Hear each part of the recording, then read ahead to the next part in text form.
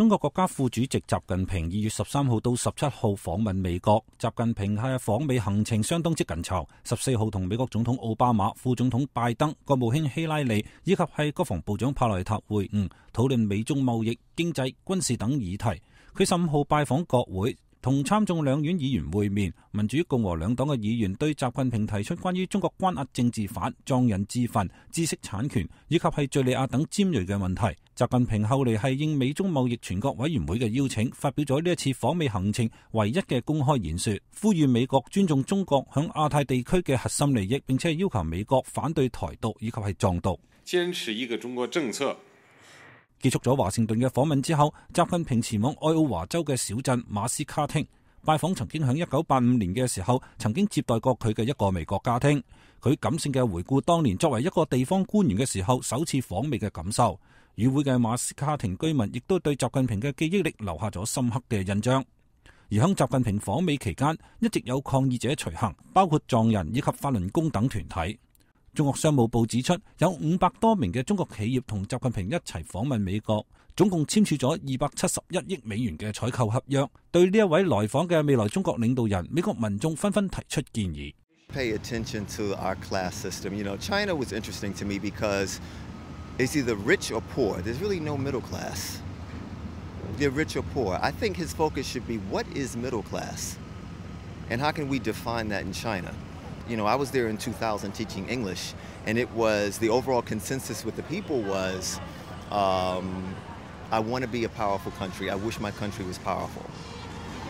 So I told them, you know, always stay ethical as you build business. You know, don't do things unethical. You know, lead and rule with integrity, and everything else will fall into place. I mean, having been to China myself, you know, one of the things that stands out and I noticed myself was some of those restrictions on internet usage and things like that.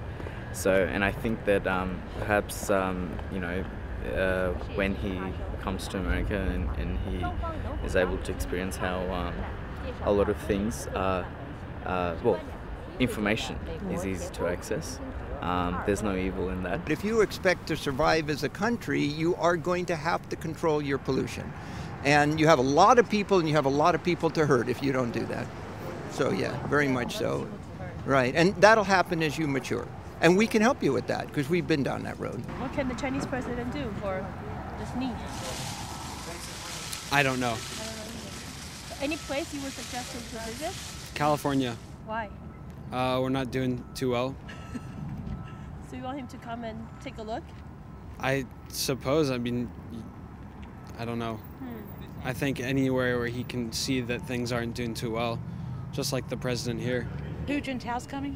Oh, wow, you know Hu Jintao? No, the next president. Hu Jintao is the current one. Who's succeeding him? Xi Jinping. Xi Jinping.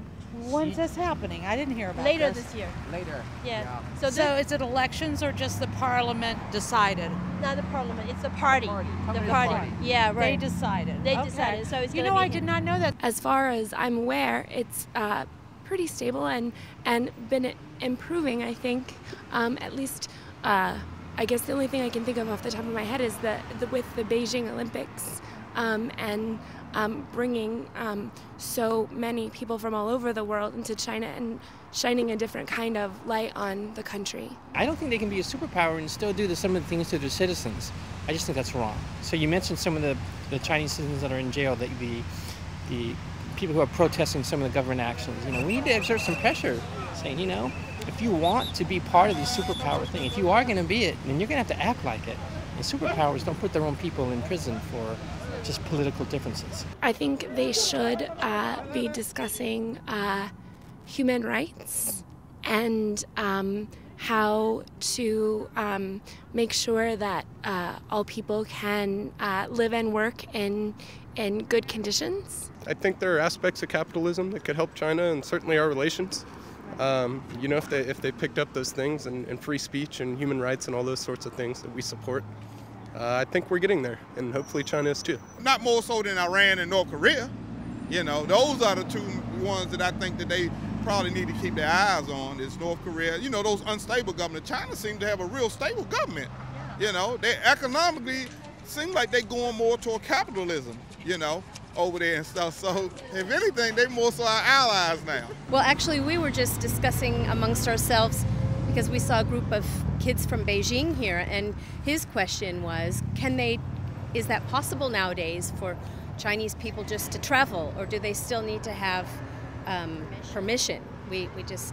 We're not sure how modern the Chinese government is now. I consider China more of a dictatorship than what we have in America. We have freedom in America, and I don't know. You're Chinese, so can somebody just start any kind of business in China and do what we do here in America and do whatever they want, or is there a lot of restriction? I would be interested in both the presidents talking about the future of the relationship of the countries. That would be one of cooperation and trade and economy, and hopefully they'd be thinking less about military conflict and more about military cooperation and economic cooperation. So I'd like to know the President of China's views on those kind of things. How can we become more of a working together in a global world?